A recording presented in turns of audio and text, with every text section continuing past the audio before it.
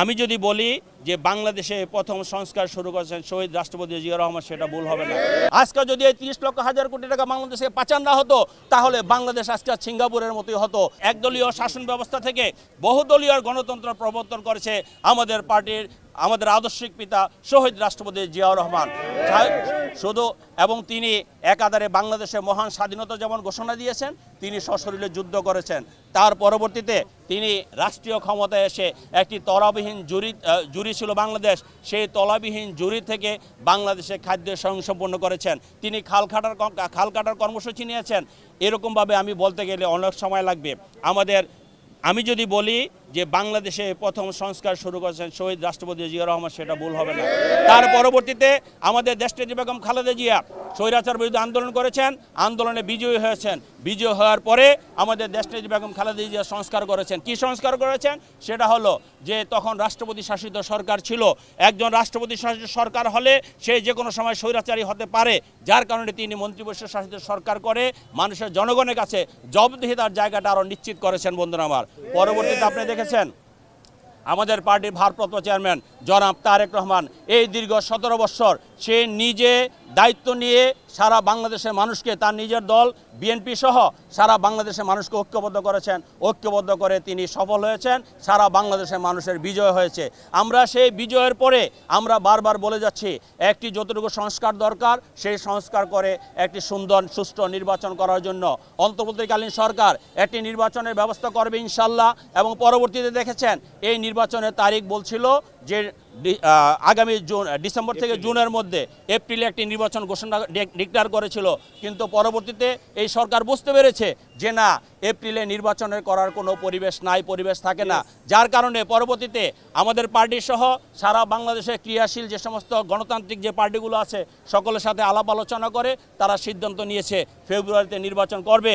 আমরা তাদেরকে স্বাগত জানাই। পাশাপাশি আমরা এটাও বলতে চাই, জুলাই আগস্টে যে হত্যাকাণ্ড হয়েছে, জুলাই আগস্টে আমার যে ভাই বোন নিহত হয়েছে, জুলাই আগস্টে যাদের চোখ গিয়েছে, যাদের পা গিয়েছে, তাদের বিচার কার্য শুরু করতে হবে। বন্ধুরা আমার, সরকার আন্তর্জাতিক ট্রাইব্যুনাল করেছে।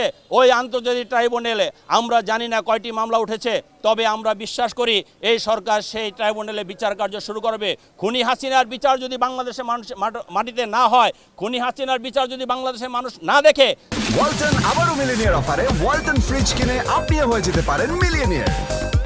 মিলিনিয়ার ছড়াছড়ি দেশ জুড়ে, এটা শুধু ওয়ালটেনই পারে। তাহলে তারা যে স্বৈরাচারে ছিল, তারা যে ফেসিবাদী ছিল, তারা যেভাবে মানুষের বুকে অন্যায় করেছে এবং তারা যে দুর্নীতি করেছে, বাংলাদেশে 30 লক্ষ হাজার কোটি টাকা পাচার করেছে। আজকে যদি এই 30 লক্ষ হাজার কোটি টাকা বাংলাদেশে পাচার না হতো, তাহলে বাংলাদেশ আজকে সিঙ্গাপুরের মতোই হতো। বাংলাদেশ টাকার ভিতরে বাঁচত। আমরা বিশ্বাস করি প্রতিটি ঘটনার সুষ্ঠু তদন্ত সাপেক্ষে বাংলাদেশের মাটিতে বিচার অবশ্যই হবে ইনশাআল্লাহ। পাশাপাশি আমি বিশ্বাস করি আমরা যে 31 দফা নিয়ে কাজ করছি, এই 31 দফা হলো বিএনপিকে আপনারা কেন ভোট দিবেন, বিএনপি রাষ্ট্রীয় ক্ষমতা আসলে কি করবে, সেই আমরা বলতেছি না কেউ ঘুমে থেকে বিএনপিকে ভোট দেখ।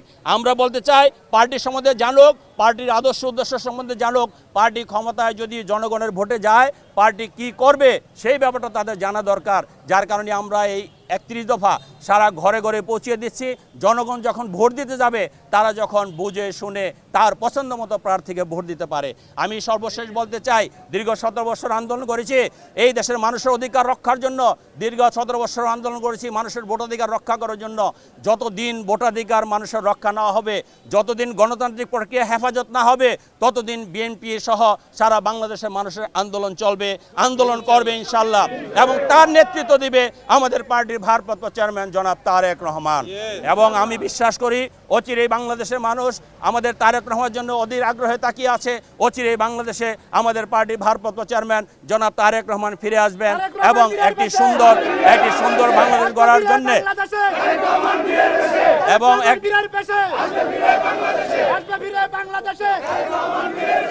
একটি সুন্দর বাংলাদেশ গড়ার যে প্রত্যয় নিয়ে নতুন সূর্যোদয়ের অপেক্ষায় আমাদের তারেক রহমান, সেই নতুন সূর্যোদয় বাংলাদেশের পূর্ব আকাশে উদিত হবে। সেই লক্ষ্যেই আমাদের পার্টির ভারপ্রাপ্ত ভারপ্রাপ্ত চেয়ারম্যান জনাব তারেক রহমান কাজ করে যাচ্ছে। আমরা বিশ্বাস করি বাংলাদেশের প্রতিটি মানুষ তারেক রহমানের সেই কর্মসূচিকে সহযোগিতা করবে, তার কর্মসূচি মাঠে নামবে এবং ইনশাল্লাহ ভবিষ্যৎ বাংলাদেশ একটি উজ্জ্বল বাংলাদেশ, একটি গণতান্ত্রিক বাংলাদেশ হবে ইনশাল্লাহ। এবং এই বলে আমি